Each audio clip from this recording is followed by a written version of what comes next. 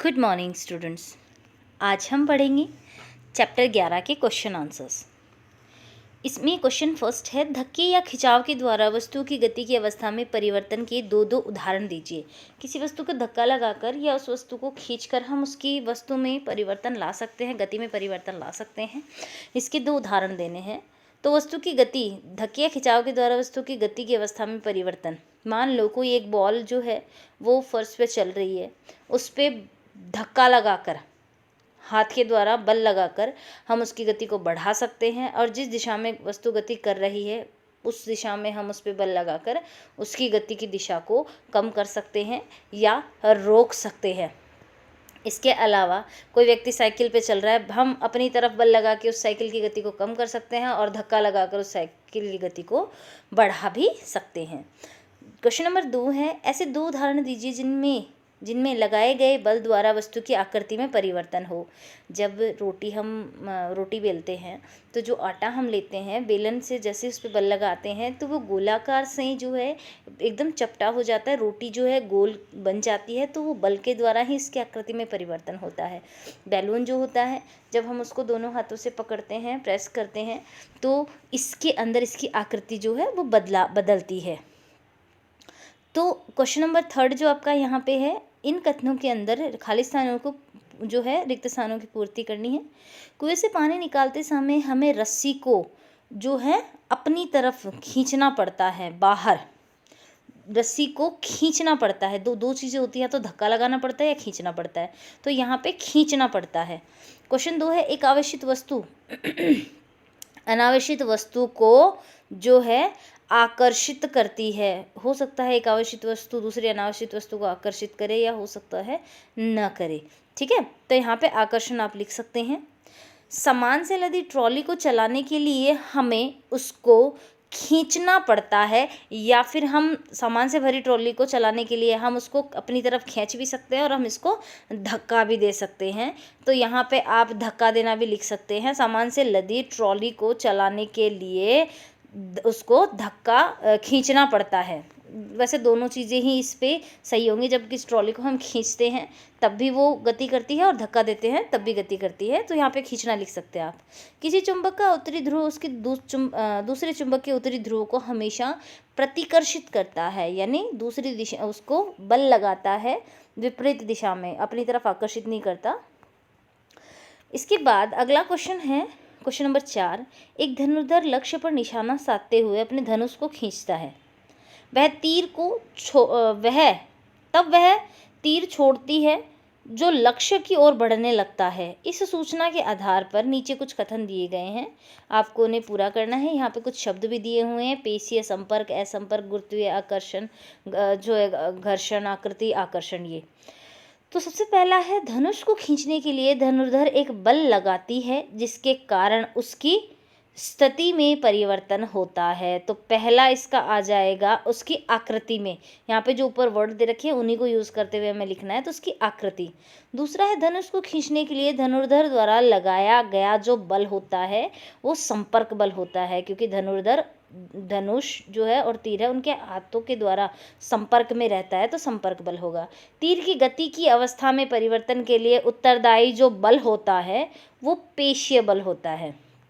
और लास्ट, जब तीर लक्ष्य की ओर गति करता है तो इस पर लगने वाला बल जो है असंपर्क बल होता है, क्योंकि पेशीय बल उस पर लगाया जाता है जिसके कारण वो आगे की तरफ जाता है।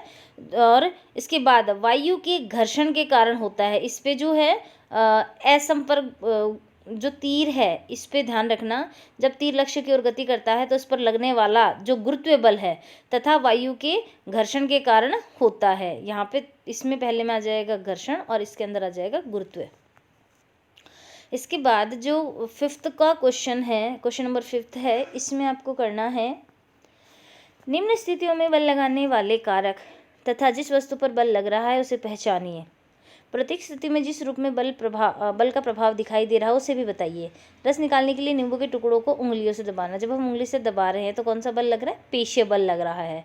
ठीक है, यहाँ पे आपको क्या करना है, लगने वाले बल को बताना है। जिस वस्तु पर बल लग रहा है उसको पहचानना है। तो नींबू पर बल लग रहा है और उंगलियों के द्वारा पेशीय बल लग रहा है। दंत मंजन की ट्यूब से पेस्ट निकालना, तो पेशीय बल लगता है, और किस पे, जो टूथपेस्ट जो है इस पे लगता है। दीवार पे लगे हुए हुक से लटकी कमानी से दूसरे सिरे पर लटका एक भार, तो यहाँ पे इस पर जो है गुरुत्वीय बल लग रहा है, और किस पर लग रहा है, उस भार पर लग रहा है। ऊंची कूदते समय खिलाड़ी द्वारा एक निश्चित ऊंचाई छड़ को पार करना, पेशीय बल वो लगाता है, पेशीय बल लगाता है, जिसके कारण वो ऊपर की ऊंचाई तक जाता है। और जो है किस पर लग रहा है, वो व्यक्ति लगा रहा है। जैसे मान लो कोई लंबी कूद रहा है, तो वो व्यक्ति लगा रहा है पेशीय बल खुद पर ऊंचाई तक जाने के लिए। इसके बाद क्वेश्चन नंबर 6 जो है, एक औजार बनाते समय कोई लोहार लोहे के गर्म टुकड़े को हथौड़े से पीटता है। पीटने के कारण लगने वाला बल लोहे के टुकड़ों को किस प्रकार प्रभावित करता है। ध्यान रखना, कोई औजार बनाने वाला जो लोहार है वो गर्म टुकड़ों को हथौड़े से पीटता है, तो पीटने के कारण लगने वाला जो बल है लोहे के टुकड़ों को किस तरह प्रभावित करता है। गर्म जो लोहा होता है उस पर जब चोट की जाती है तो हम उसकी आकृति बदल सकते हैं। तो पीटने के कारण लगने वाला बल जो लोहे के टुकड़े को किस तरह प्रभावित करता है, वह उसको जितने ज़्यादा हम उस पर चोट मारेंगे उतनी ही उसकी आकृति में परिवर्तन होगा, वह चद्दर के रूप में बदलेगा। अगला क्वेश्चन है, एक फुलाए हुए गुब्बारे को संश्लिष्ट कपड़े के टुकड़े से रगड़कर एक दीवार पर दबाया गया। यह देखा गया कि गुब्बारा दीवार से चिपक जाता है। दीवार तथा गुब्बारे के बीच आकर्षण के लिए उत्तरदायी बल का नाम बताइए। आप लोगों को स्थिर विद्युत आकर्षण मैंने बताया था, जब कि दो वस्तुओं को हम आपस में रगड़ते हैं तो इसमें क्या होता है, दोनों आवेशित हो जाते हैं, और दोनों आवेशों के कारण ही जो है इन पे बल लगता है। अपने हाथ में पानी से भरी एक प्लास्टिक की बाल्टी लटकाए हुए हैं। बाल्टी पर लगने वाले बलों के नाम बताइए। बाल्टी पर कौन कौन से बल लग रहे हैं। विचार विमर्श कीजिए कि बाल्टी पर लगने वाले बलों द्वारा इसकी गति की अवस्था परिवर्तन क्यों होती है। ध्यान रखें, जब पानी से भरी बाल्टी को हम पकड़े हुए होते हैं तो एक तो इस पर गुरुत्वाकर्षण बल लगता है नीचे की ओर, दूसरा हम इस पर पेशीय बल लगाते हैं, जिसके कारण हम उसको गुरुत्वाकर्षण बल के विपरीत दिशा में बल लगा रहे हैं। यहाँ पे बाल्टी पे तो पेशीय बल लगता है, गुरुत्वीय बल लगता है। इसके बाद हमें विचार विमर्श करना है, यानी इसके बारे में डिस्कशन करना है। विचार विमर्श कीजिए कि बाल्टी पर लगने वाले बलों द्वारा इसकी गति अवस्था परिवर्तन क्यों नहीं होती। यानी एक तो हम ऊपर की तरफ बल लगा रहे हैं, दूसरा गुरुत्वीय बल इस पर लग रहा है, और इन बलों के कारण इसकी गति की अवस्था में परिवर्तन क्यों नहीं होता है। मान लो ये बाल्टी रुकी हुई नीचे रखी हुई है, तो इस पर खाली गुरुत्वीय बल लग रहा है, जिसके कारण ये नीचे की तरफ ही है और रखी हुई है, और उसको हमने उठा लिया और दूसरी जगह लेकर जा रहे हैं, तो हम इस पर गुरुत्वाकर्षण के विपरीत दिशा में अधिक बल लगा रहे हैं।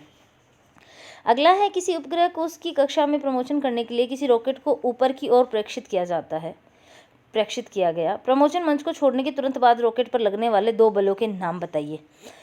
जैसे ही जो रॉकेट है उसको प्रमोशन मंच से छोड़ते हैं तो एक तो इस पे गुरुत्वीय बल लगता है, दूसरा इस पे जो बल लगाया जाता है जिसके कारण गुरुत्वाकर्षण बल के विपरीत दिशा में इस पे बल लगाया जाता है, तो एक तो गुरुत्वीय बल लगेगा और एक गुरुत्वाकर्षण के विपरीत दिशा में बल लगेगा, जिसके कारण ये जो है पृथ्वी के गुरुत्वाकर्षण बल को पार करती है। इसके बाद जो है लास्ट क्वेश्चन दे रखा है, जब किसी ड्रॉपर की नोजल को पानी में रख से बल्ब को दबाते हैं तो ड्रॉपर में वायु के बुलबुलों के रूप में पानी बाहर निकलता है। बल्ब पर से दाब हटा देने पर ड्रॉपर में पानी भर जाता है। ड्रॉपर में पानी चढ़ने का कारण पानी का दाब नहीं होगा, पृथ्वी का गुरुत्वीय त्वरण। रबड़ बल्ब क्या करती है, वायुमंडलीय दाब। तो सही आंसर होगा वायुमंडलीय दाब। तो इस चैप्टर के सारे क्वेश्चंस कंप्लीट हो गए हैं। आज आपको जो है इसके question number 1st, 2nd, 3rd और 4th 4 क्वेश्चन आपको करने हैं। बाकी की क्वेश्चन जो है वो डेली आपको 4-4 क्वेश्चन करने हैं। Thank you.